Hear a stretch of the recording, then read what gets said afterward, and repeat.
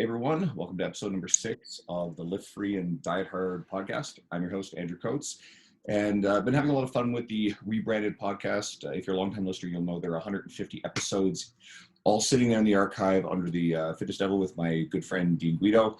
So we've now finally, on social media, he's come out and told the world why he had to retire from this. Him and his wife are going to have a baby. So there's the big news. People were messaging us going, hey, are you guys fighting? Are you getting along? Is anything wrong? It's like, oh no, everything's good. We just had to kind of keep tight-lipped because he didn't want to reveal it too soon.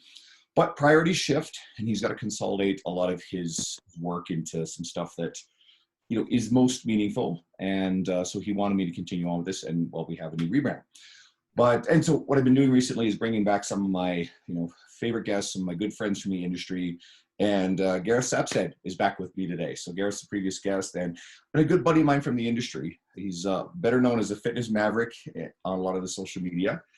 And well, the accent will give away that we actually had to coordinate times because he's from across the pond. So welcome, brother. It's good to have you back. Thanks, good to be here. Is it technically across the pond if you're in Canada? Yes. Is it still the pond? It is. I guess just that's the euphemism that I understand is the English euphemism, right? We don't really say that, but yeah. You guys say that. We do. I mean, yeah, it's what is it? It's 5 p.m. here. What is it? 11, 10 o'clock were you? 10 a.m. here, right? So nice. I was willing to stay up at midnight and record with you if it was convenient. We've had a couple of guests. I know you are. We had Eric Helms on it. Eric is in New Zealand, so that was always fun. And then Andy Morgan was one of our earliest guests, and he's in Japan. We had a conversation with long, thoughtful pauses with Andy Morgan. If anybody knows Andy, my best accent I got for him. But anyway, so if anybody is kind of brand new to this and didn't hear you on before, you've been a really prolific content creator. You're a writer, an author, published author. You've got a really big social media presence, and you've been pumping out tons of great stuff. And you and I both write for T-Nation, which is how we originally kind of connected. And I thought about this. So off air, we were just talking about our buddy Matthew Ibrahim, who is just a guest as well. And Matthew and I had been swimming in the same circles, but we hadn't really talked a whole lot up until recently. And we had a great chat, and we're the best of friends all of a sudden. And it's kind of funny how a lot of us start out knowing each other professionally or knowing of, and then you sort of connect, maybe it's at a conference or a podcast, and you notice that you have so much in common, you become really, really fast friends. So I was wondering what your thoughts are about making friends in the industry and the value. Yeah, good question. Yeah, Matthew's an interesting one, actually. So the full story really goes with him. Now, Matthew, absolutely love the guy. I speak to him all the time. And we actually just wrote an article together back end of last week that we kind of co-authored on. But we followed each other for a while. So me and Matthew is just a really good example of kind of industry friends, really, and how it kind of plays out, really, and how to do it right and how to do it wrong. Now, Matthew followed me for a while. I followed Matthew for a while.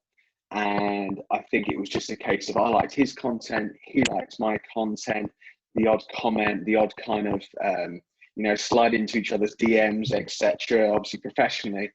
And then I think one day he just kind of reached out. He just said, look, Gareth, love your stuff, love what you wrote on T-Nation. Would you be willing to do a collab article with me?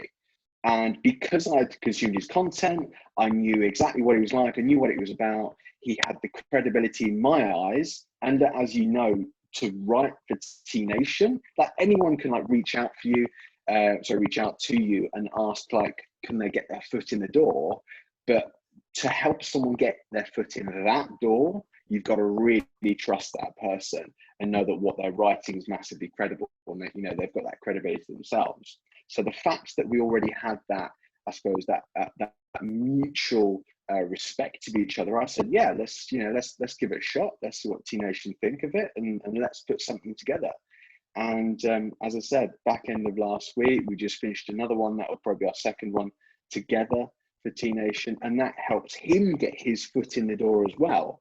And just off the back end of that and various email communications and communications, messaging each other, etc., he has kind of become a good friend. Off the back end of that, actually, he managed to get me a free pair of trainers randomly. So if you see is kind of a behind the closed doors thing.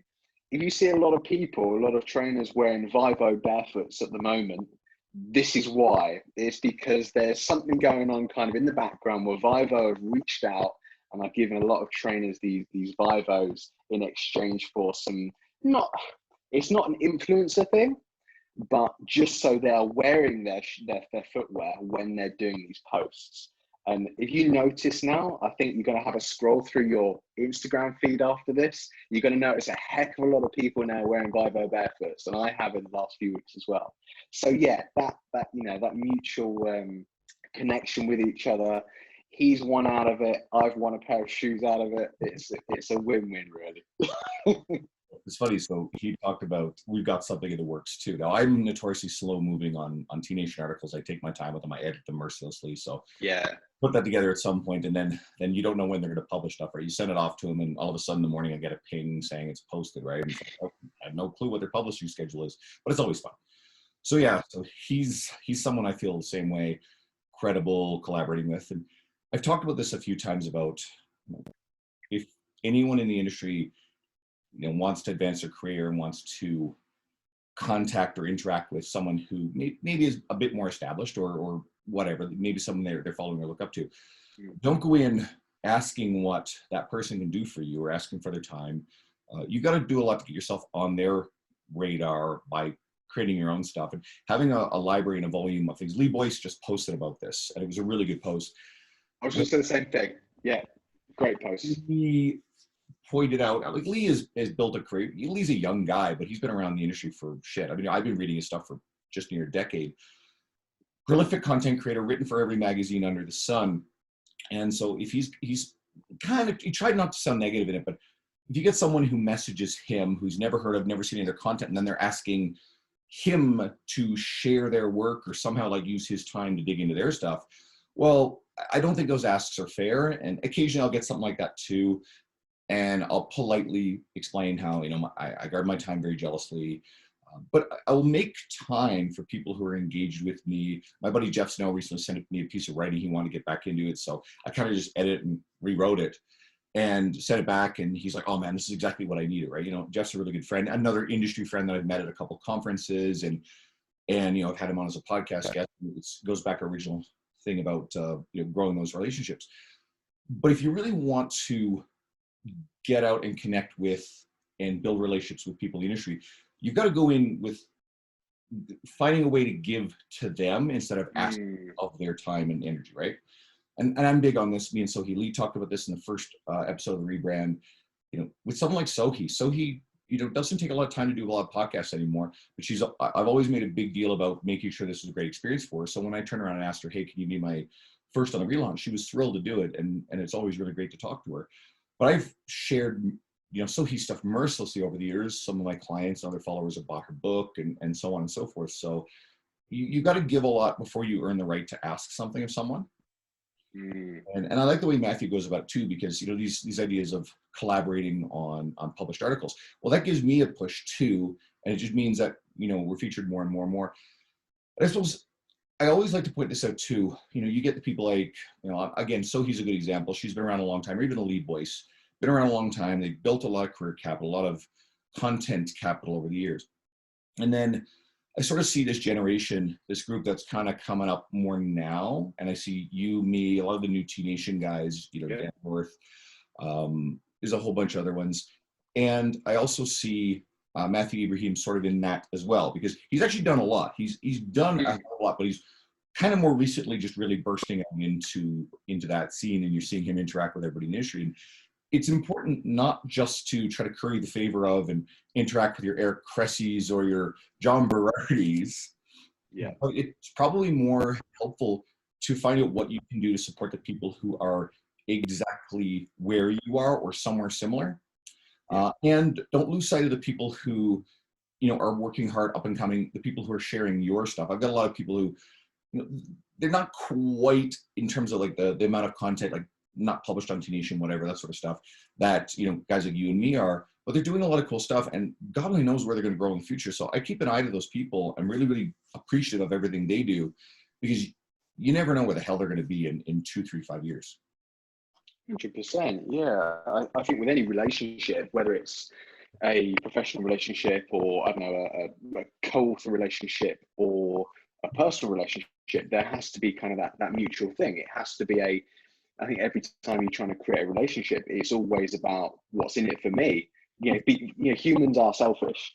You know, there's always that thing of, you know, what do I get out of this relationship? What's in it for me? I think it's abbreviated to WIFM. So, you know, when someone like Matthew's reaching out to me and wants to kind of get on that platform, then you know, obviously I've consumed his content prior, but I'm thinking, okay, what's in it for me? Okay.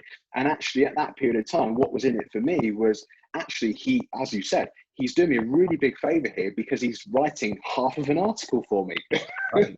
which is a massive one. So he's saving me time. And it's the same with anything. If you can interact with another professional that's not, you know, take, and they're actually giving, they're helping you as well at the same time. You know, they're saving you time and they're giving some stuff back, rather than those people that, there are a lot of them, do just leech off your time. And, you know, those people don't tend to kind of hang around for long. They come, they take what they want, and then, you know, they're off then to the next person they can kind of leech off of.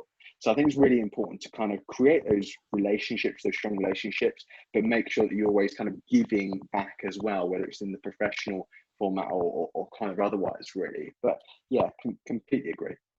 I suppose this is worth mentioning too, a couple of examples. You know, so getting on T Nation, you know, we're both on there, and I'll get a fair number of questions from people, either, you know, how to get started into writing, or especially like, you know, how do you go about getting published on something like T Nation? So usually the right way to ask it, the people that do okay with it, they don't ask to be linked up to them. They ask just where to start with writing. So my first piece of advice is make sure you have a website to write for. Start writing your own articles for your own website. It has to start there. You have to practice. You have to develop that volume of work and get really, really good at it. Most of the people that have big social media followings that are considered credible and reputable in our industry, Jordan Syatt and I talk about this shit all of the time. He's a great example, have been writing for a very long time and built all, and then as social media kind of grew and exploded, then they built that social media following. Whereas a lot of people kind of reverse it and think that they're successful and highly regarded because they got famous on social media. No, it's the other way around. So with my buddy Daniel Dobrocki did this. He asked me about, hey, you know, how do I get started writing? I gave him a couple of books to read. I told him to get a website going, and a few other just helpful piece of advice. He took that and ran with it. So then he started submitting to T-Nation. I think they took his 4th article finally, and then they just continued to publish him. And then he got on with Kabuki Strength with Chris Duffin. And there's at least a couple other websites I know he's published on. And he's a very well-researched, very prolific writer. And it just kind of blew up his name in the industry. People all of a sudden are hearing about this guy. He's writing good things.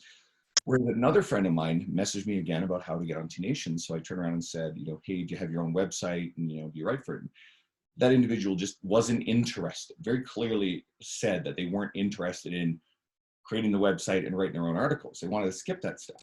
And immediately it's like, well, this isn't going to happen, right? They're not just going to say, oh, well, let's take this random person without having actually seen anything that they've written and publish them, right? You don't get to do that.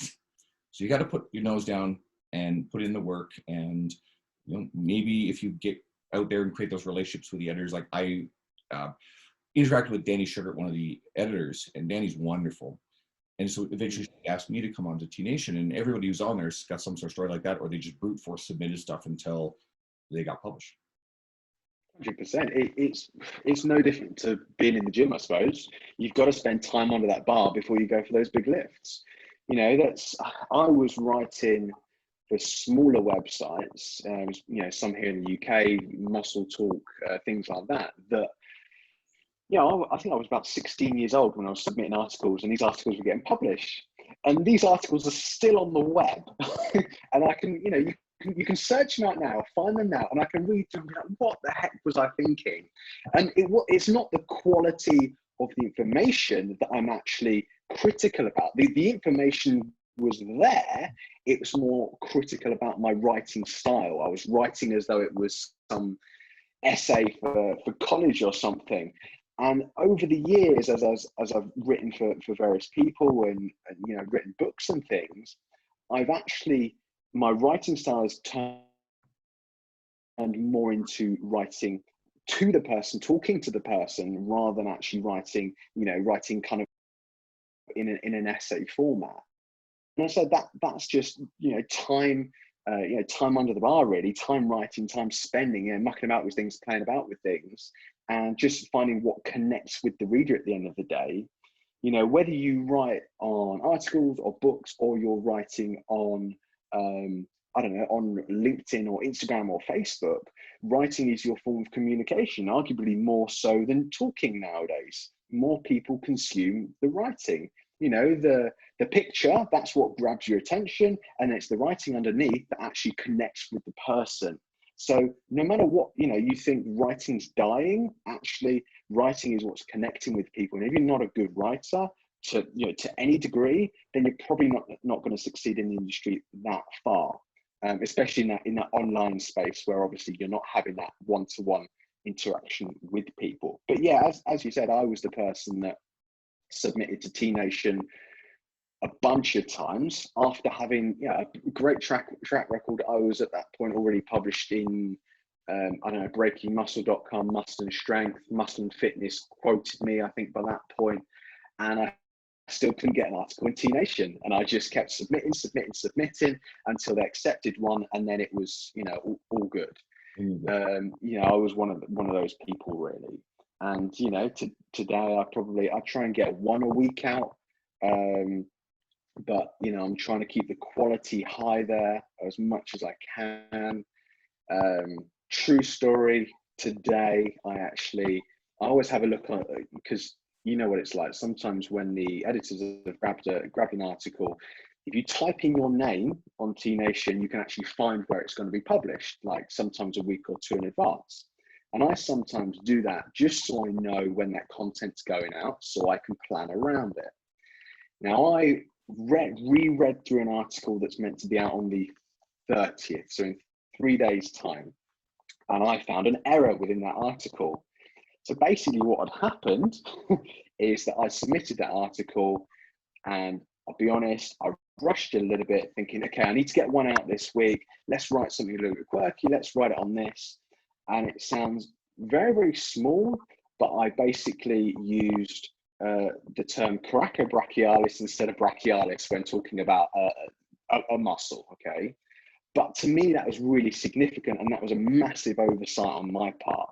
So I actually ended up emailing Kushigart back and saying, look, I know this is coming out in 3 days, but this is really bugging me. I'm really sorry, but I don't want to be putting out bad information.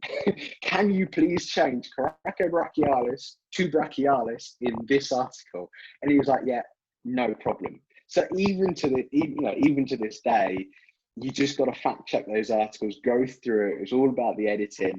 You can't rush through them. And as you said, you really take your time with them. But the fact it's on that platform as well, I don't want to be one of those people that are putting out bad information. As small as that one thing is, actually, there will be people that pick that up. And T Nation readers are very, very intelligent readers. So I didn't want to get a bunch of DMs about that little mistake right there. I admire the ability to get one out a week, because obviously you get the weekly dose email on Sundays, and I probably average closer to about one every 3 to 4 weeks. So just with a full-time training schedule and all the other stuff I'm involved in, that's probably more realistic. And then I don't know, I have to come up with what I think is a really good idea. It's got to be innovative, but usefully innovative, not creative just for the sake of creativity. And then I always want to feel really good about whatever I'm giving them. And I don't look back at any of them and go, oh, what the fuck was I thinking, right? Yeah. But I do admire, guys like, you're on there, Jesus, it seems like 2 times a week. It seems like it, right? Or the other guys, again, I mentioned Dan North, he's newer to it. And it's like, dude, 3 or 4 articles a week. I know He's pumped some out recently. Yeah. A lot of downtime. yeah, so I find that just to be wild. And like, I just don't have the time bandwidth to be able to do that, right? So to hell with that idea. I love the insight behind the creative process for everybody I talk to. And where do you usually get your ideas to create these articles? Where do they come from? Because you also put so much stuff up on social media. You and Matthew, it's always new training ideas, it's always innovative training ideas. And you and I talked beforehand about wanting to talk about some training philosophy stuff. So let's start with where the creative ideas come from. Usually it's something that I've used with a client, or it's something that I've used myself. And what we spoke about this last time. Usually what you're seeing is like a modification on an exercise, or just something a little bit different. You know, I like to kind of pride myself on being a bit more of a problem solver, to kind of find a solution to something that's bugging you, you know, something that, you know, use an exercise that can put you in a slightly better position or change your position so it's going to avoid, I don't know, a cranky shoulder or something like that. You know, so I like to speak around how to kind of overcome those obstacles and kind of some exercises that might fit that. I'm very much one that believes a trainer should have a massive toolbox, but it doesn't necessarily mean you need to be using that entire toolbox. It doesn't need, you know, you don't need to have a client in front of you and throw every single tool at them to find the job. But the bigger your toolbox, you know, the arises, you've always got that solution to it. So, you know, rather than being the trainer that's, I don't know, bench, squat and deadlift everyone and very, very biased according to your own style, or trying to make the exercise fit the client as opposed to the client fit the exercise, or so the other way around, you know, it's about, as I said, trying to find that exercise that fits them and is going to make them feel good in that position and get the most from it. Now, that obviously depends on whether you want that exercise for physique purposes, or, you know, or to build strength or performance, or to as a rehab kind of exercise. So I think as well, when we talk about exercise selection and what you see on social media, I think context is very key. I think you have to know the audience that you're talking to. So someone like, you know, we keep bringing up Matthew, but someone like Matthew knows who he's talking to. He's always talking to the person with the cranky knee. I think that's his big one. It's always knee. It's always force absorption, shock absorption.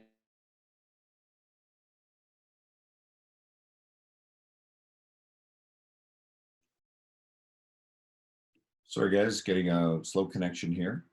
Gareth, I'll wait for you to come back. Hopefully I don't lose you.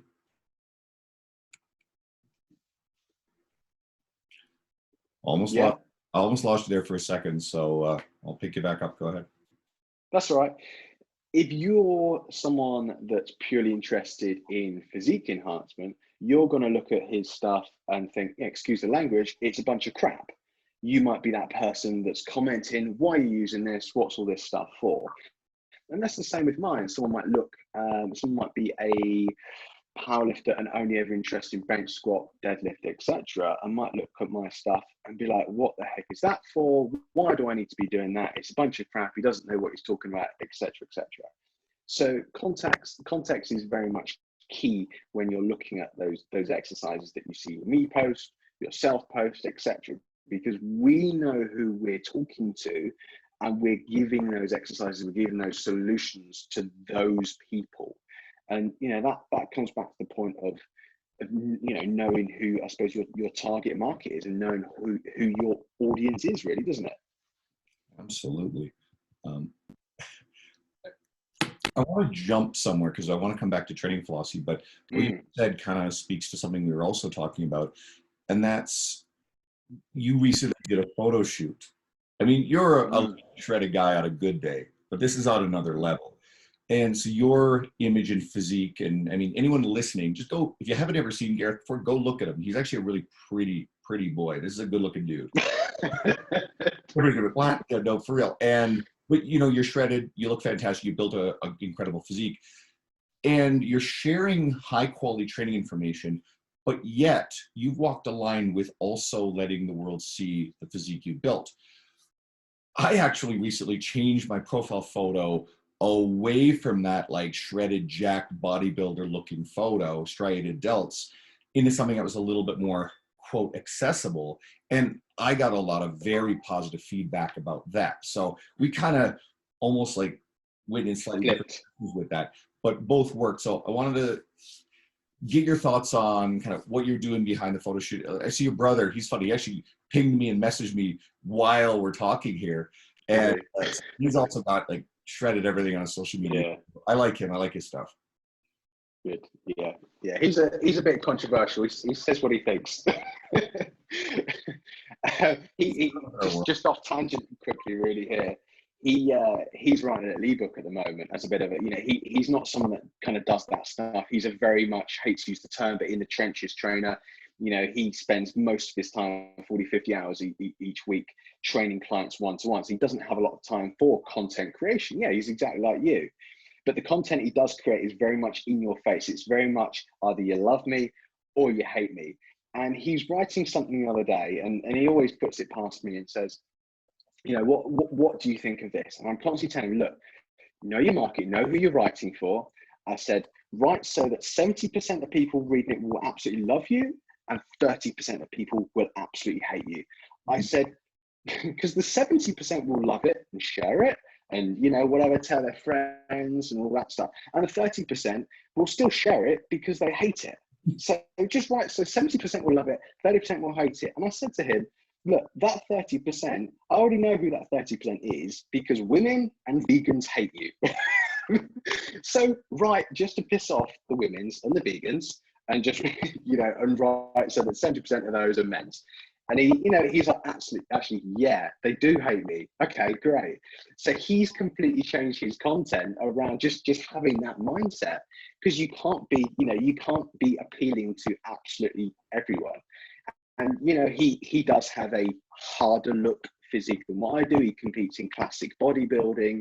He likes those poses, etc., which for me is massively outside of my comfort zone. And I find personally cheesy, but again, that he knows his space. I know my space. But yeah, back to what you're saying, it's a very, very fine line really to cross. Now, I think you and I, we've both come from kind of a similar background, reading the same stuff growing up and probably respecting the same coaches, when we were kind of growing up and coming up through the industry.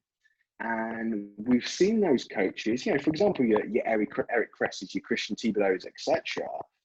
And you'd be hard pressed to find images of them topless anywhere. Well, I think Christian, yes.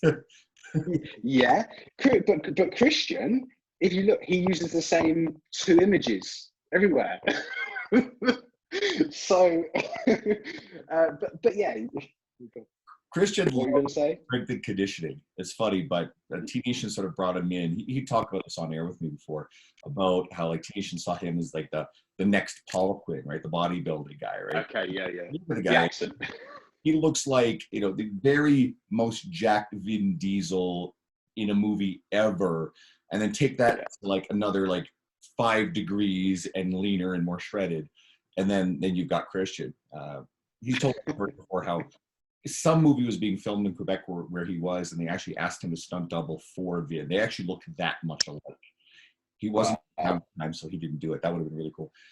But yeah, like, totally a point with guys like Eric. I think another kind of cool point too is, Cressy, known as a prolific content creator, he's also, renowned as certainly in his heyday, a very skilled power lifter.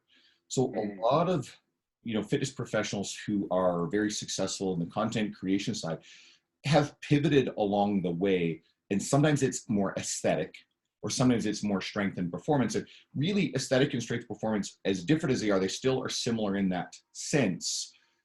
And it gives credibility to them. And then sometimes they've pivoted, and maybe they're not shirtless the way that they used to be in the content creation. So people do evolve and pivot in how they present themselves over time. And in these cases, a lot of times it's very good for a career to early on have some sort of aesthetic or performance element to your career, to build some credibility, especially if that's the audience you're talking to. Absolutely. You know, as I was saying, we kind of came up through that similar thing of reading and respecting those similar coaches, those high level coaches that weren't, I suppose, back in the day, your equivalent of Instagram influencers. I don't know, whatever that was. Maybe I don't even know what that would be. Facebook, probably even still then a bit soon. The guys, But in yeah, fitness magazine, right? yeah, exactly. Guys in Muscle Fitness, they weren't those guys. They were the guys that actually, those guys were learning off of, those guys were being taught off of, etc., etc. I don't know about you. I can create an exercise or whatever. I can write about an exercise and see it on T Nation, and then 2 weeks down the line, someone that has 1 million followers is doing that exercise, and it's like, oh, that's cool because they've seen it off of that. They'll never tag you in and say it was from you, but they've obviously got it from that piece of information. But anyway, so we've come obviously kind of through that route, and through that route, I've always been of that mindset of, look, to be respected, you do not want to show topless pictures of yourself, because as soon as you do, you lose that credibility. So I've always, throughout years, kind of had that mindset of, no, I'm a professional. You will never see topless pictures of me, etc., etc. That alongside, I don't talk about it much, but I do have slight body dysmorphia as well. That's just me. Can do. Yeah, absolutely. You'd be hard pressed to find me sometimes even in a vest. And I think that probably comes up through from the age of 15, 14, picking up men's health magazines and seeing pictures of these guys and being like, okay, why don't I look like this guy? And that was kind of my, what I thought everyone should look like. Or I don't know, playing with an action man and thinking everyone needs to have 18-inch action man guns. But that's obviously not the reality. So I kind of came up through that thing of, no, look, it's professional to keep your top on. It's unprofessional to take it off, etc., etc. And obviously not been happy with my physique ever. Now, at the same time, you've obviously got these people that are more influencer types, and they're sharing pictures of their physique, they're doing exercises with their top off, etc., not necessarily providing valuable information, but they're getting big followers, they're getting big kind of big amounts of trust because people are looking at them and thinking, okay, I can do this exercise and look like this, or I can do their training program or buy the training program and I'm instantly going to look like this person. So for me, doing a photo shoot was partly about me just kind of building up some self-confidence. It was mostly, if I'm being honest, about me just doing something for myself. And when I booked to do it, I think I had 12 weeks or something where I booked to do it and just said, look, over 12 weeks, I'm going to stick to this route, we'll get shredded, etc., etc. I said to myself, look, no matter what, if these pictures come out, I'm not going to share them on social media. I'll keep them to myself. and that was it. And then when they came out, I was like, actually, to be fair, they look pretty decent. But then what actually happened, as soon as I started to share some, and by the way, I made a point of every time I shared it, it would have some value to it. So if you see a picture of me, for example, on Instagram, or I've used them, T Nation actually have used some as article headers, there's valuable information below that. It's not just, look at me, read this article and you can look like this. It's, you can get some valuable information from this, and that picture possibly just adds some credibility to it. Now, the problem is I've kind of caught that bug. So I've already booked another physique photo shoot, which is in 7 weeks' time. So come 8, 9, 10 weeks' time, you might see even more topless pictures of me, but obviously with valuable content behind them. So it's one of those things, I think you've got to be really careful about how you do it. And you can't, for me, I don't want to ever cross that line of, here's a topless picture of me, comment below how good I look or whatever with these really short captions. I want to get, because you see them all the time, don't you? I want to get massive value, every time I'm sharing something. Yeah. This goes to something that I truly believe. I really don't waste time complaining about the influencer types, the people with big followings who are you oftentimes not getting great information out on social media. A lot of trainers like to malign this sort of stuff. And I find that when you're spending your time complaining about that, you're not focused on yourself and what you can do, sort of an attitude of entitlement. So instead, focus on working really, really hard to create, share, get your own stuff out there, learn how to build audience and brand. You've done that exceptionally well, but also understand why those type of people are doing well in that realm. If you want a larger following, which I don't think is not a noble thing. I mean, I'm trying to grow mine, absolutely. And a lot of the people we respect have grown larger followings. Mm. But instead of complaining about these people, learn from what they're doing well. Maybe don't copy and I'm basically paraphrasing what you just said. We don't have to copy the sleazier stuff or the stuff that we don't think is ethical. But don't throw it all out because like, oh, I don't want to in any way, shape, or form seem like I'm that type of person. And I think you've done a very good job of capturing aspects of what retains the integrity, but also understanding elements of it that serves your ultimate goals. If you get more eyeballs in front of you, and if some of those new eyeballs see your physique first, and that physique gives you credibility in their eyes, and then that opens them up to sharing your training ideas, and then they start absorbing that. I'm not so concerned with what brought them in first. I care more about the fact that those people who might otherwise be following bad information are starting to get their hands on really good stuff. And maybe it's someone who cares about aesthetics and the type of person you mentioned who might at first sort of discard Matthew Ibrahim's approach. But maybe they get in through you, decide, well, this guy's ripped, he must know what he's talking about. And then they get into your stuff, and maybe that thing helps them with that bum shoulder or bum knee that's been bugging them. And so they've got a guy who's got the aesthetics, but all of a sudden now there's an influence on them that helps them deal with these chronic nagging injuries that they've been watching the quote influencer types just train a certain classical way, and they're grinding through this thing that never gets resolved. So ultimately it's about helping more people. And if you're someone, and I really don't believe there's anybody who's listening to this podcast who doesn't approach this with a lot of integrity and want to help people and do a good job and aren't interested in sleazy shortcuts that lack integrity, then I'm not worried about you guys going and doing that stupid shit. I really would like you guys to take a look at what works for some of the people that maybe we don't think so kindly of, and borrow some of the useful things while discarding the shit. Absolutely. I think people want something to aspire to as well at the end of the day. I think if I actually, just before this podcast, just got off the phone conversation with a new online client. And first conversation I had over the phone with them, it was basically a consultation, which turned into them signing up to work with me online. And one of the first things they said was, I want to look like you. And so obviously that's someone that's consumed, I suppose, the way I look, but they also consumed my content, because the second thing they said was, and I like what you say, it connects with me, I think you're the right person to work with me, and so on. But by listening to that, obviously the initial hook was, yeah, I want to look like this person. What have they got to say? Oh yeah, what they're saying connects with me. Okay. So, obviously it's exactly what you said, in that, same with me. I don't really care what that initial thing is that kind of gets them in and gets them consuming your content. I don't care if I start posting pictures of someone else doing exercises, as long as they're kind of I think there's kind of a line with that. I think there's some people that might find, I don't know,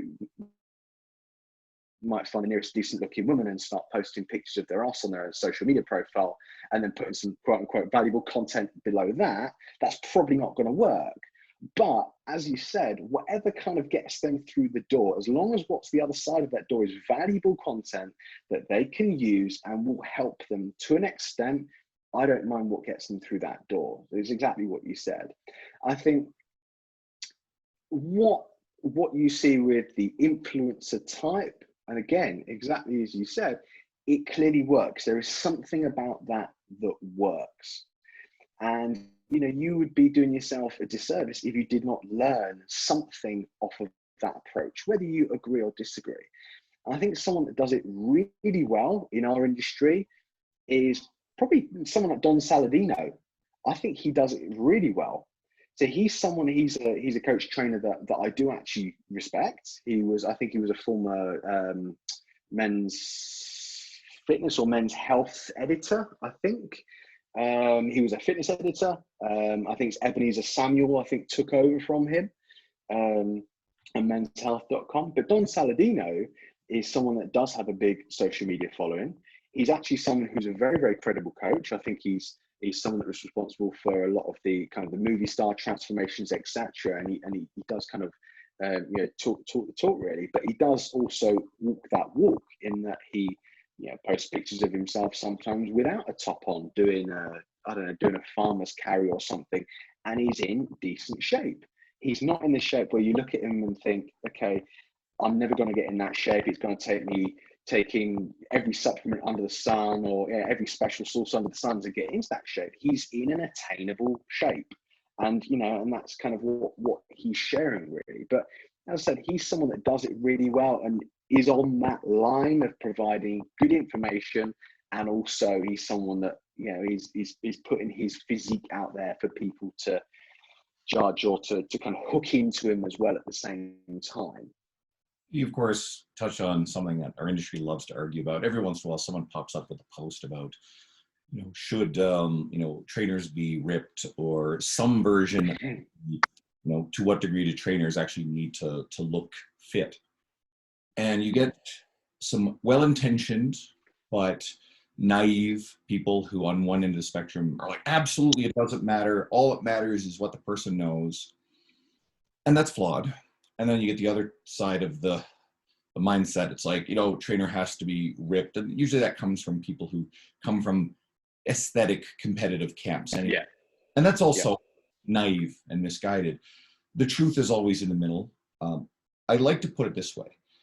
If a trainer is struggling to be busy and that trainer is not in what I would call visible shape, and we'll use that, and people will be like, oh, what does being in shape mean or fit? Well, if you're a power lifter, it means being fucking strong. If you're a physique coach, it means being lean, and varying degrees of walking around looking fit relative to the type of clientele you're working with.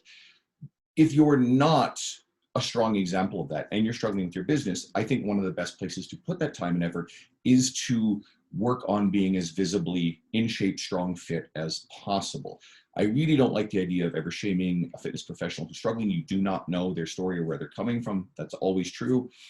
But you also have to understand that human nature is to be judgmental. And if you look at two trainers with equivalent qualifications and experience, and one looks the way that you sort of aspire to and the other one visibly doesn't, then most people are going to decide towards the person that looks a certain way. And that's just a fact of human nature and the way our minds work. So we can yell and scream about how wrong that is all we want, but it probably is a better use of time instead of, again, complaining, to put the effort into it. And there is something to be said too for having the credibility to be able to tell a client, hey, you need to make some lifestyle changes. You need to prioritize sleep. You need to plan your nutrition a little bit better. You need to make sure you're consistent with your workouts. And the coach that clearly isn't doing those things themselves because they have a busy life or whatever, well, what is the problem that a lot of our clients have, kids and work and schedule and stuff and making the time for these things. So we sort of damage our own credibility if we're not also doing the same things that we're asking of our clients. But I always try to be very kind with approaching that. And, when someone posts on social media, it usually just turns into a shit fest of arguing about it. So. Yeah. Well, I think all trainers tend to be biased towards what they know, really. I think I can't remember which book it was, one of the books that Dan John wrote, one of the many books I think he wrote, he talks about trainers or coaches being able to walk the walk. And it's exactly as you said, if you've got a client coming to you that wants to get strong, well, then you need to be able to show that you are strong yourself. If you've got someone that's looking for someone that wants to get them in shape, well, yeah, you need to a degree be in shape yourself, or at least have walked that to an extent yourself. How far you take that journey yourself is completely up to you. I had a question on social media a couple of days ago that, well, basically the question was, how long did it take you to get in that shape? Okay, well, that depends where you start things. Well, I've been lifting and working out for 16 years in the gym, seriously, but actually that took me 12 weeks. So how long did it take me to get in shape? All it showed was that me being in that shape, and I'm only about 6 pounds off that at the moment. I only rebounded by about 6 pounds. So I'm not in bad shape at the moment. So I've managed to maintain not far off there ish. But for me to get in that shape for over 12 weeks, all it showed was that I had a very specific goal in mind. I had an end point. It was a photo shoot. And I was training in lockdown conditions in my garage. And to be honest, most of it was diet. It was just about getting lean, getting shredded, and just following a process. That's it, towards a very, very specific end goal, because that's the end goal that I wanted. And I think it was you actually that quite rightly pointed out. I think when I first posted something on Facebook, you said, Gareth, you're in great shape, but I think I could probably overhead press you. And you could. At that point, 100%. I think I was, I don't know, do you work in pounds or kilos in Canada? See, are you right? Pounds. Canada, we technically have metric system, and anything Olympic lifting, powerlifting, the competitors will think in terms of kilos. But we're so heavily influenced by the US that there's sort of a weird thing. We think we totally do distance in kilometers per hour, distances, all that. Yeah. Whereas Americans of miles. We'll still, like, I'm 6'2" and 260 pounds. And when someone tries to, to tell them how tall they are in centimeters, I'm like, fuck off, seriously. Like, talk about that, yeah. And I don't like how I would call it up like how much you weighed kilos. Fuck off with that shit. I was 188 pounds on photo shoot day. Okay. So that's the lightest I've ever been. And that was me. I dehydrated a little bit the day before, not on purpose. And then that day kind of just carved up basically in the morning. So I was about 188 pounds. That's the lightest I've ever been. And bear in mind, I've been up to about 225. I've been about 225 pounds, and I've had an almost 2 times bodyweight bench press. At that point, I was, as I said, 188 pounds, and I'd be lucky if I could bench press my own bodyweight at that point. So my goal at that period of time was not to be strong. Obviously, look, you can work hard to try and maintain that strength, but no matter what, you're in a calorie deficit, that strength is always going to go. And I think that's where people get it wrong when they're trying to aim towards looking great, or looking great in the mirror, looking great naked, is that they get to the point where they're actually like, okay, no, I'm feeling really weak at this point. My energy's down. I'm not as strong as I used to be. I'm going to stop, and then suddenly the calories come back in and they've kind of never reached their end goal. Because my end goal was very, very specific, I was very zoned in on that end goal. I've got a photo shoot in 12 weeks. I'm going to get ripped to an extent. I don't care about my strength. I'm going to try and strive to maintain my strength. But as I said, I was in lockdown conditions. That was never going to happen anyway. I got there because it was a very, very, very narrowed focus.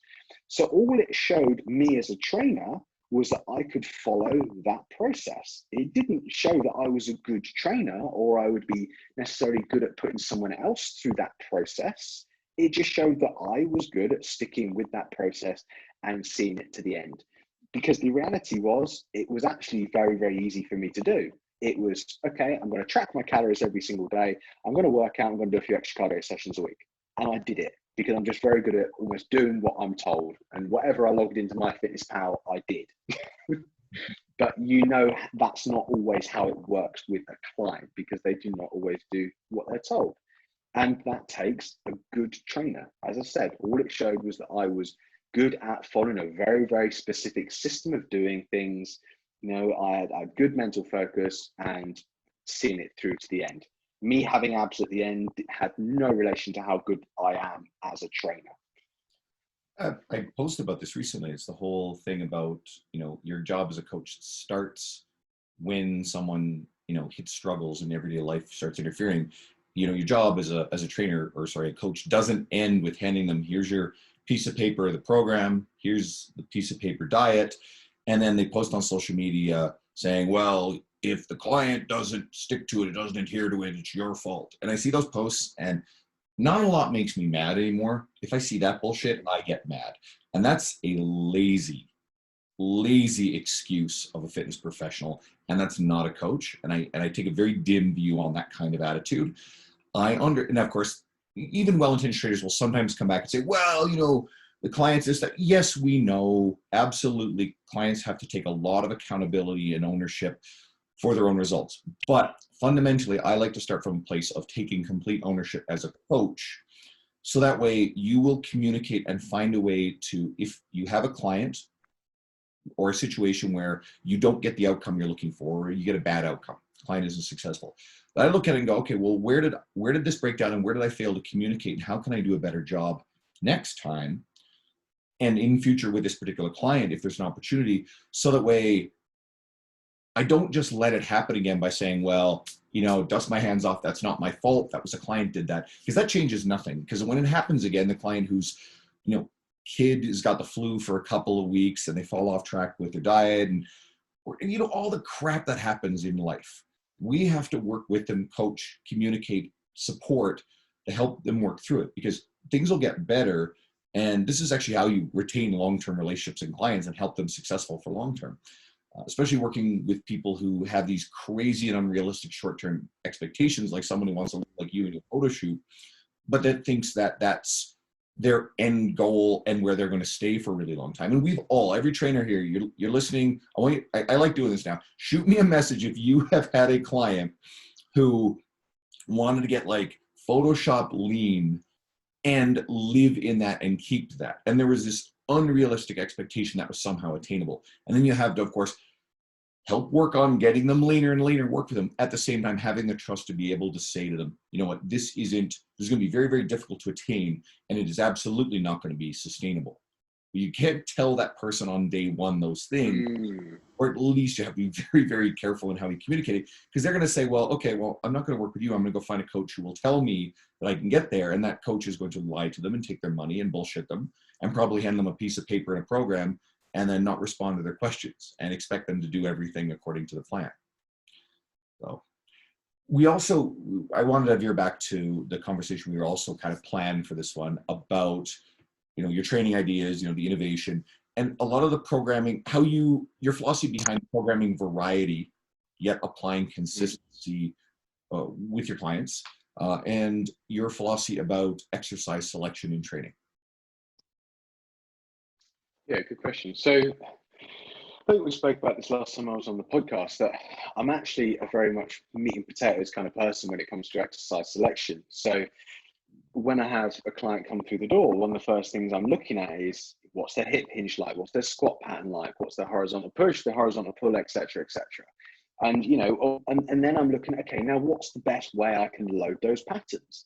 So, as I said, my exercise selection to start off with is very, very meat and potatoes. So I want everyone, hip hinging, they will be doing some kind of deadlift. Knee bend, they will be doing some kind of squat. It's just about finding what's going to fit them at that period of time. Now, as soon as someone says, okay, let's say I want to load that squat pattern, because I think everyone needs to be able to hip hinge, squat, pull, push, etc., etc. I want to be able to load that squat pattern.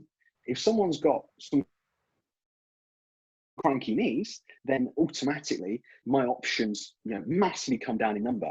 So I might be suddenly thinking, okay, I want to load that squat pattern, I want to load that knee bend, but I'm obviously not going to be able to get away with something like a barbell back squat or something. I'm going to need to maybe make a more hip dominant knee squat, or I'm going to need to do something like a Spanish squat, where I've got a band around my knees, keeping my tibia vertical, getting some kind of anterior draw on that knee, and it's going to make it a little bit more knee friendly. So as I said, it's always about kind of finding the best solutions and finding those exercises that fit that person. When it comes to creativity or creating an exercise, it's usually when those exercises don't work. So I'm trying to find something else, or it's like, okay, maybe I'll try this, but I'll put a wedge under your heel, or maybe I'll just change that angle just a little bit and just see if that works just a little bit better.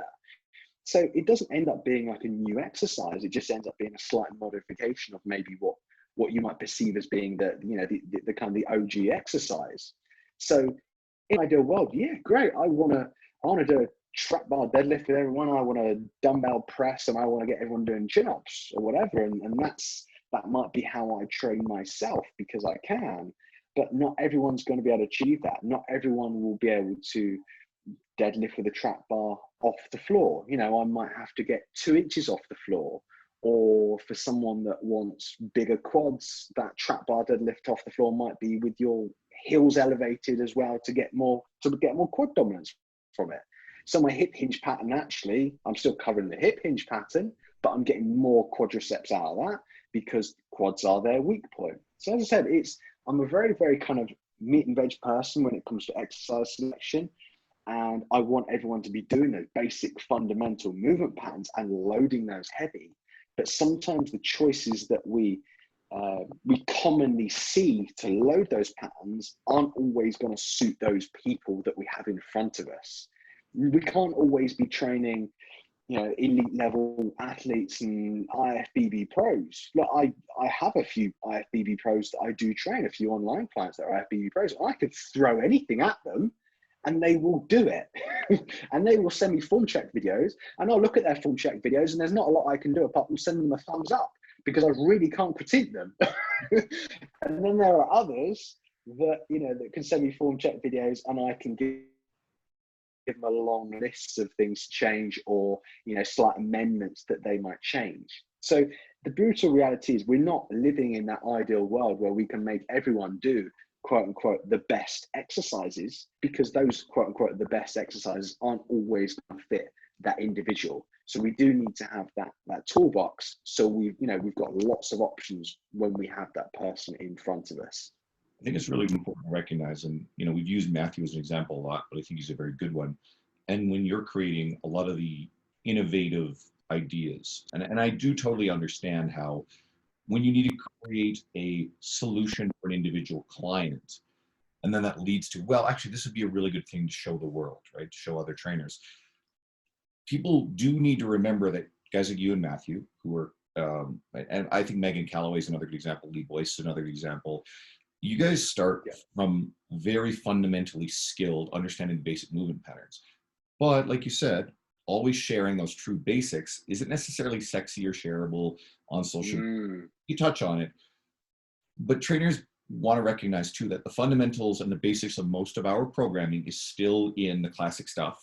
And then we modify the classic stuff when we come up against, you know, some sort of impediment in movement, injury issue that a client has.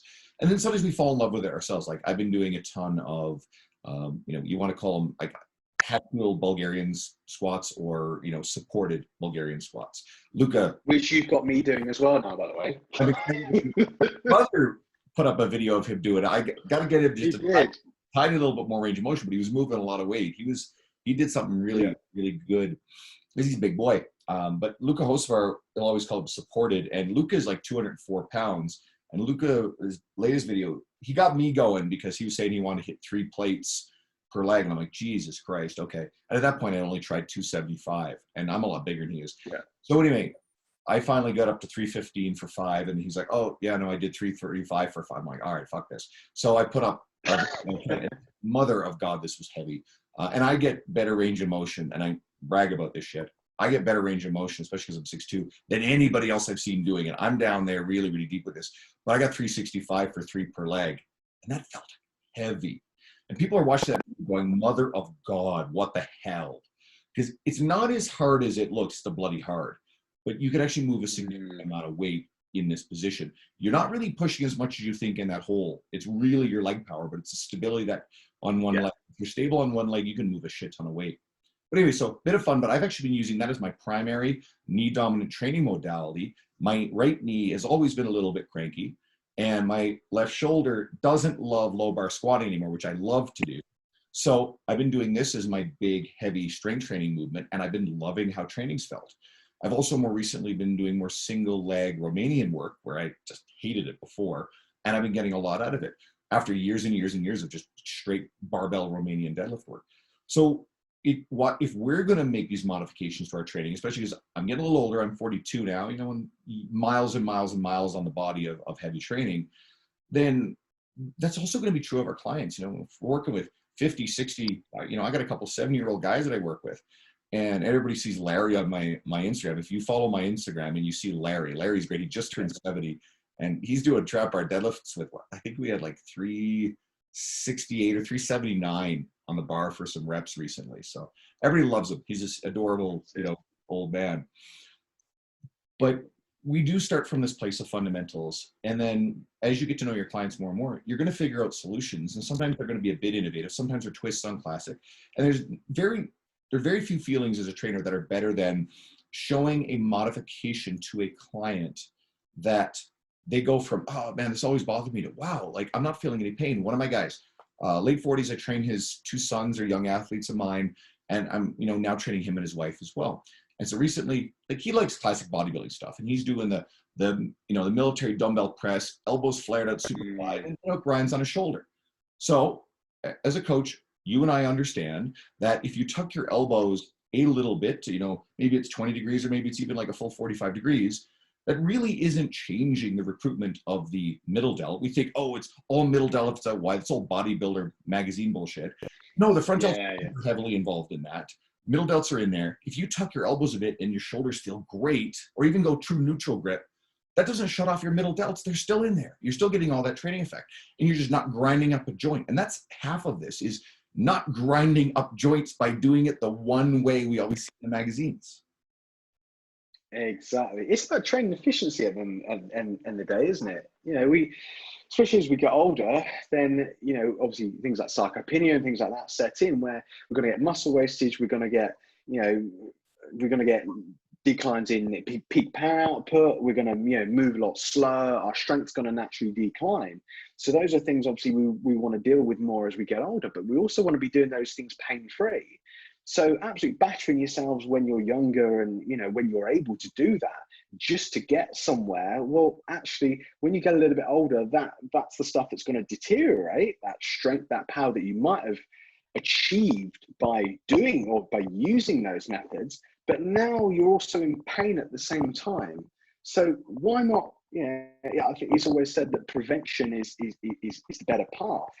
Why not just not do that in the first place? Why not just pick smarter exercises that are going to not have the wear and tear of, some of the stuff that you think you should be doing, and are probably going to get equal results. You talk about a shoulder press, and we talk about, when you have that elbow flare, and you talk about kind of medial delt recruitment.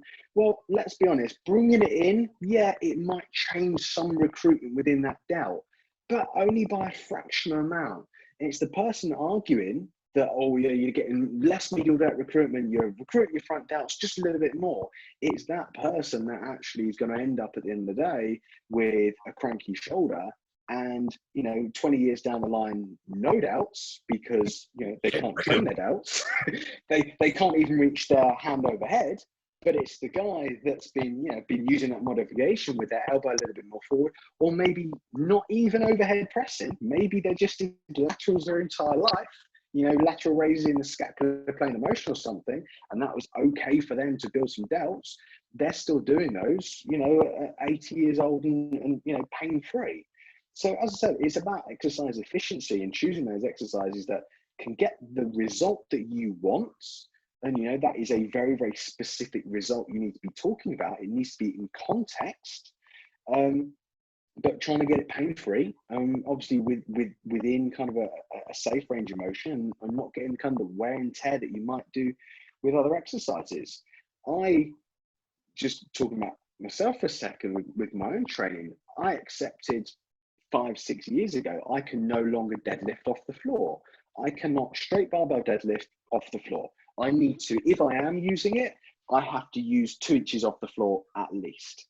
When I was 18, 19, I was in a high level rugby academy.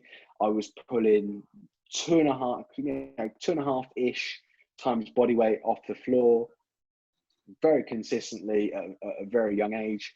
And then just suddenly one day my back went, and it was just never the same since. And no matter whatever I've done, whatever I've tried to do to kind of rehab it or whatever and strengthen it, and I see a physical therapist once every month, it's not the same. So I cannot deadlift off the floor. It has to be 2 inches, or it just has to be a completely different exercise. So for me, that's an exercise I know if I'm going to do it, I can't do it that frequently, and I can't be stupid with it. You know, but there's obviously that meathead inside me that's, oh, we need to deadlift off the floor. But I know as soon as I do, and trust me, I do sometimes, the meathead in me sometimes comes out, I know, you know, the next day it's going to wreak havoc. And then I'm not training, you know, any hip hinge for 2 weeks afterwards. So it screws me up. I rarely deadlift off the floor anymore. I used to do it a lot and worked up to my big lift. For a guy my size, my like 1 rep max all times are not crazy impressive numbers. My best deadlift ever is a 585. My best bench press is a 335, right? Best squat, 5. You're tall, right, as well? I'm tall, but even still, like, these are not unbelievable numbers. I mean, walking around in the population, it's still stronger than 99% of other humans. But when it comes to like experienced, trained people, especially anyone in the, I'm not a competitive powerlifter, in that powerlifting realm, this is weak sauce shit. So I don't even worry about that. But, you know, I enjoy seeing my own personal best where I can. Every once in a while, maybe like once a year, I'll do like several weeks of barbell deadlifting off the ground. I don't do it too badly. In fact, my form instructor is actually quite good with it. I just find it just beats me up and like leaves me really tired and fucks up. But yeah, I'll go and I'll pull 500 pounds, work up and like hit 500 pounds or something. I'm like, okay, I'm pretty good. And then every once in a while, I'll push a bit and see if I can, you know, get close to my old maxes. But I have no interest in trying to set new personal bests. You get to a certain point where you don't really worry about chasing those personal bests on the big three anymore.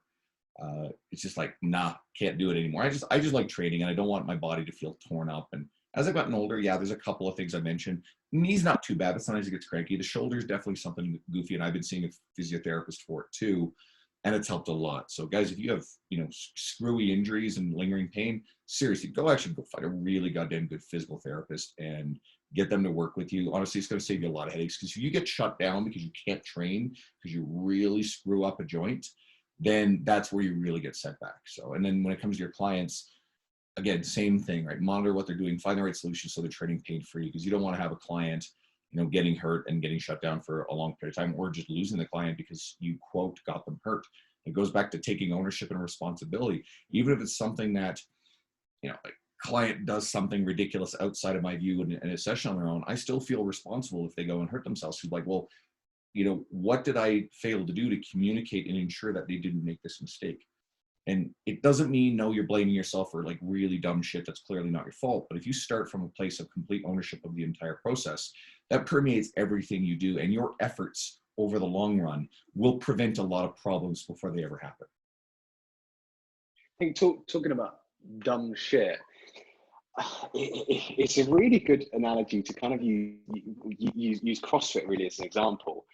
Now, I think a few weeks ago I saw I don't know who it was, or I won't point out names. It was a female CrossFitter, and she was doing kipping pull-ups, and she basically showed an image of her hands. Her calluses had been ripped off, and there was blood everywhere. And it's kind of worn like a show of pride. Like, look what I've done.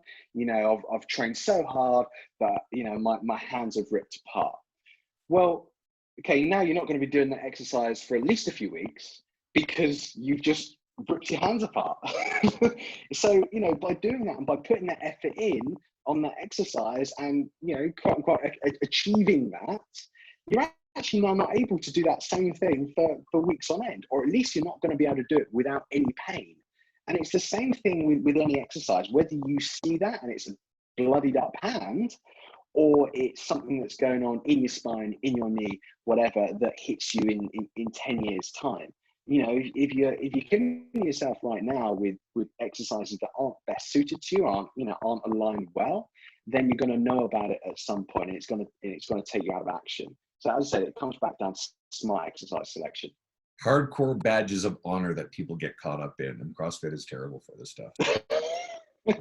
Another interesting rule. Isn't the other one peeing yourself? Fuck, you read my mind. Fuck, literally, that was what I was going to say. And so I've got a couple of friends, Jessica Lacasseur, who's a former client of mine and trainer herself, and she's doing really cool stuff. And then my friend Hannah Gray, who's been on the podcast before. So they both do a lot with pelvic floor health. and people all get like kind of weird when you talk about pelvic floor health, and you sort of mention how it's about women. Like, dudes, this stuff actually applies to you too. If you don't want to listen, okay, fine, tune out for a second.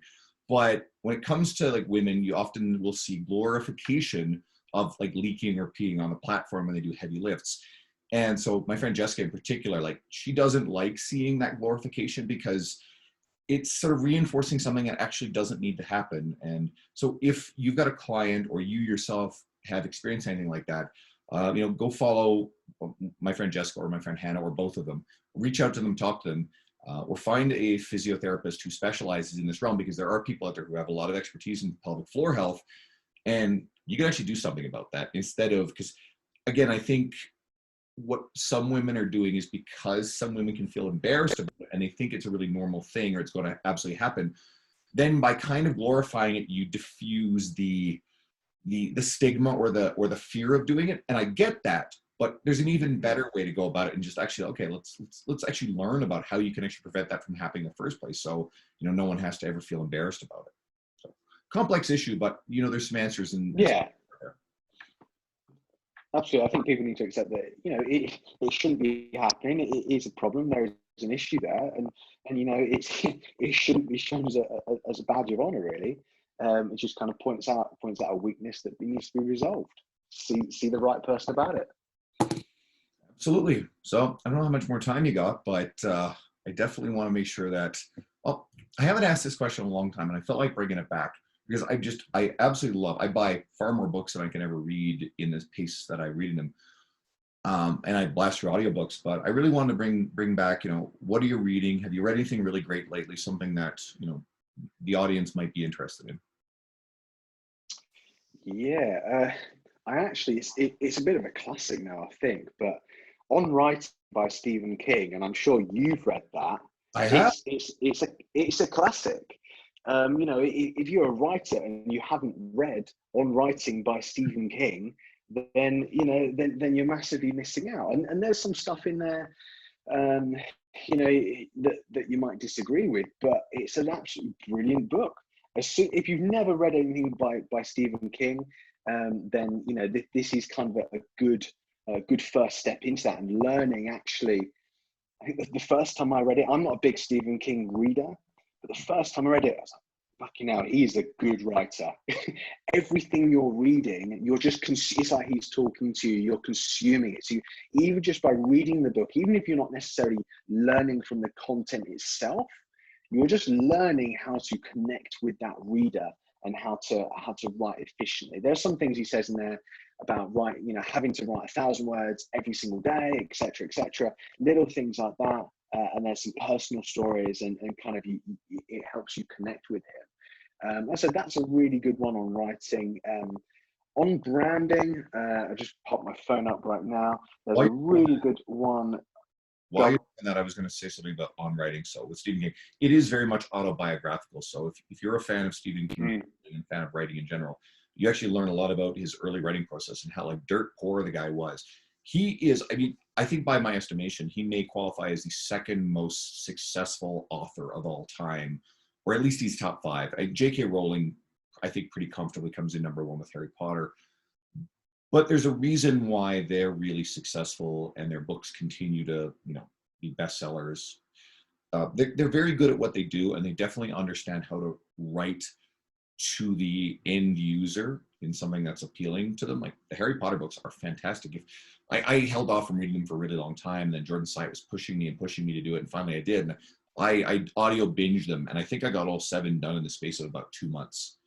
And wow, like just unbelievable. Culturally, one of the most important things in the last 20 years. So you want to know about it, and fuck, your clientele, a lot of them will love Harry Potter. So it's just one more thing to talk about. So you had one more on branding.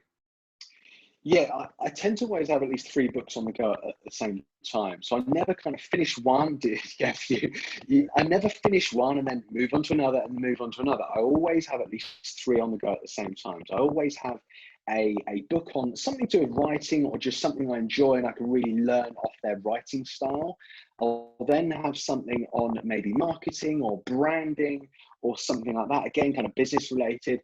And then I will have the industry stuff, the science, the I don't know, the strength training lifting book at the same time as well.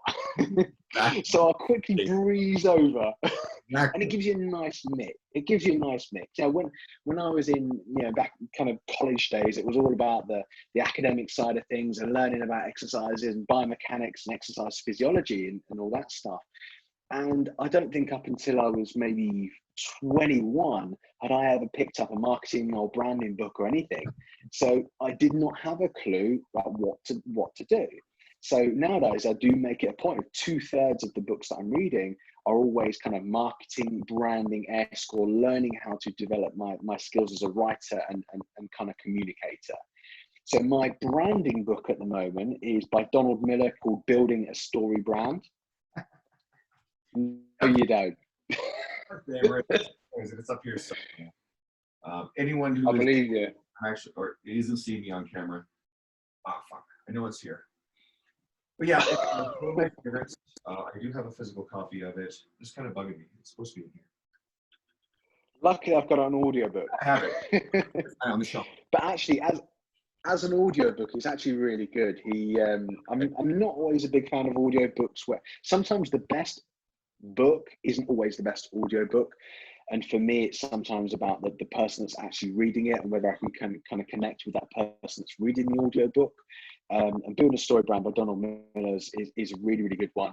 And look, if you're anyone that's kind of struggling with even getting a good tagline for your business, then Building a Story Brand is a really good listen or read. It's kind of the stuff you probably wish you knew a few years ago. It kind of gives you the ins and outs and the exactly what to do, as well as kind of everything else as well, really. You can't listen to most training books on audio. Like the Dan stuff works because Dan's stuff is more philosophical, but you know, training knowledge stuff, like I just finished Mike Boyle's Advances in Functional Training. I mean, you can't listen to that. You have to read that. And don't listen to books about writing. You need to see those on the pages. No. But almost absolutely, you'd be surprised what you can consume quickly in audio, because I find that I get through it fast. Just for you, I mean, the audience, I've been putting this stuff on my social media, but Gareth, if you have not yet, Language of Coaching by Nick Winkelman, sweet mother. Oh, okay, yeah. This thing's fucking phenomenal. It's actually changing a lot of stuff. You know, it's a lot of the research and evidence behind different types of cueing. The early section is very neuroscience heavy. It's a bit of a tough read, but then once you get into all the other stuff, external versus internal cues, hint, external cues really, really, you know, scientifically backed as being better. Your classic cock up. I think that cock up, yeah. that's sort of as an internal cue, oddly enough, but once you get into that, you'll see. And then the writing book I'm reading right now, I don't know if you've read Bird by Bird by Anne Lamott. Okay, no. Really good stuff. I like those. Okay. Another one is Pity the Reader by Kurt Vonnegut.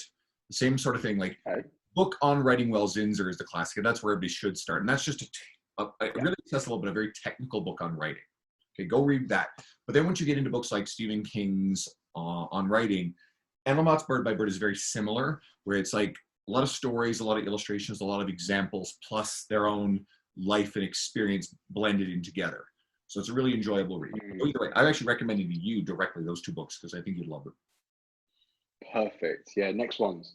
I'll at the moment, my kind of fitness nutrition book, I'm actually struggling on that front because I don't know, I think we spoke kind of previously. I've actually got a book deal with Human Kinetics.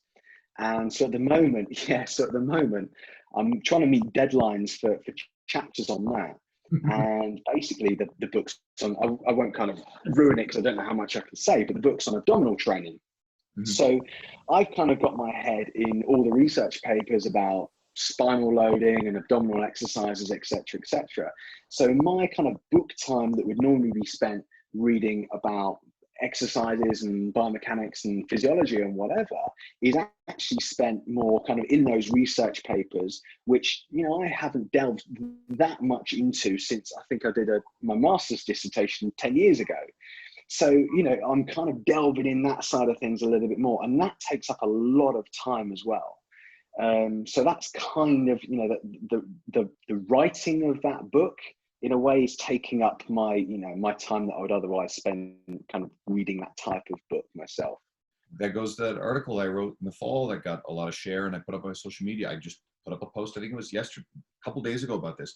It's not getting caught up in consumption of content to procrastinate from creating content. And we do that. It soothes that discomfort with, the fact that we're not doing something. So therefore, if we're reading, and it's important to recognize this, when you're reading a lot, you feel like you're being really productive, but you may be reading and consuming to avoid the difficulty of putting pen to paper, metaphorically or literally.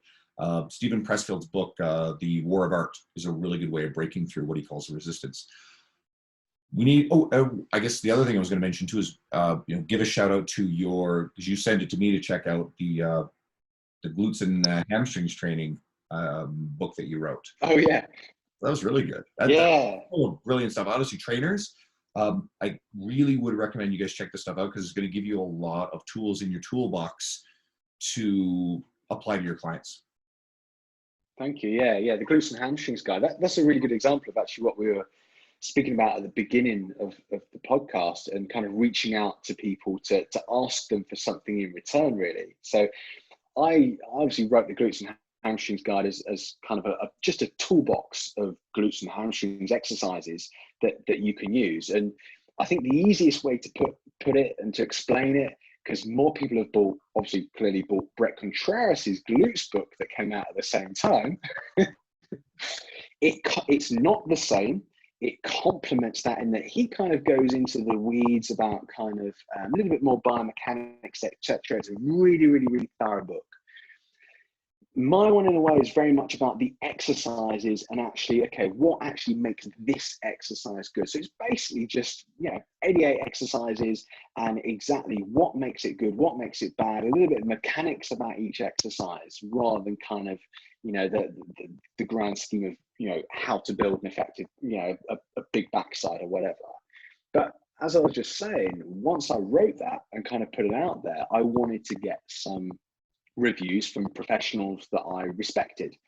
So instead of just randomly messaging people that I was not connected with, and I respected, I connected with people, I messaged people, or emailed people that I already had that relationship with, the likes of Nick Tominello, for example. We'd already had some communication, and various other people that I already had that communication with, and basically said to them, look, would you mind having a look through this? If you feel like it, give me a review. I just want an honest review and let me know what you think. Or if next time, you would do it slightly differently or change it up. And luckily, all reviews were fantastic. The best review I got actually, or best kind of personal opinion I got off someone was from Jim Smith, as in Smitty Diesel from Diesel Crew. He basically said to me, because he's someone that's done loads and loads of training guides in the past, and he was writing for T-Nation with Joe DeFranco 10, 15 years ago or something.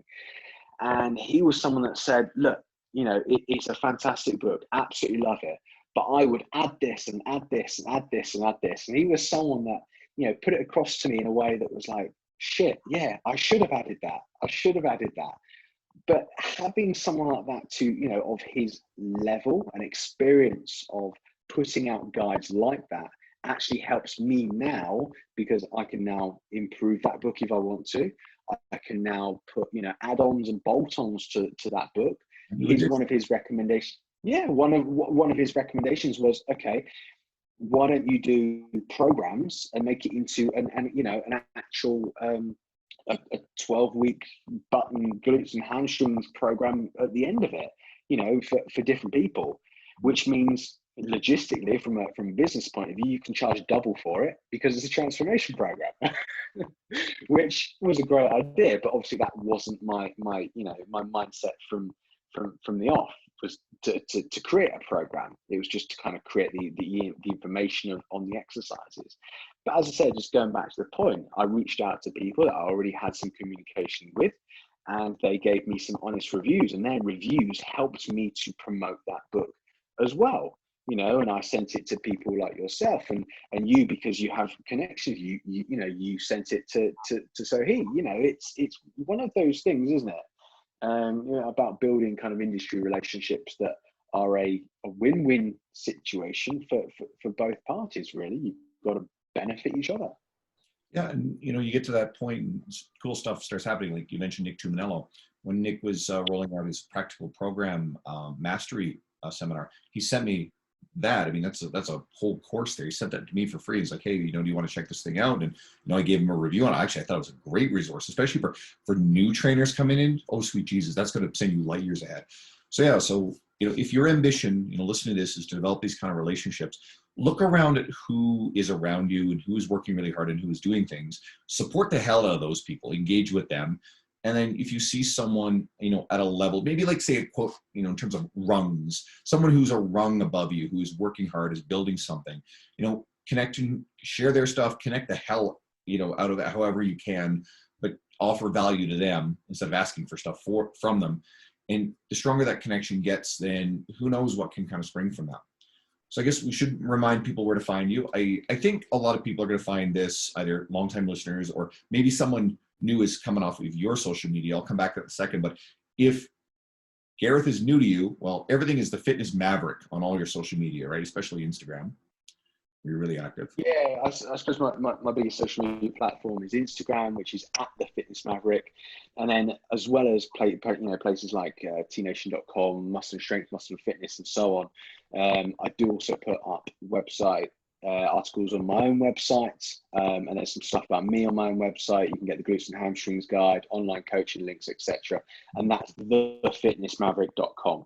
You'll also see recently there's plenty of pictures of me topless if you're just into that kind of thing. Girls and if you want a little bit, to kind of keep your evening a bit more interesting.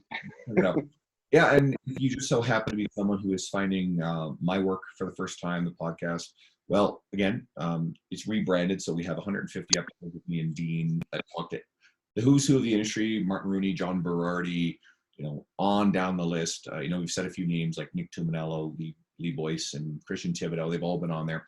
And more recently, with the solo podcast, this is something I'll be going weekly, ongoing into the future.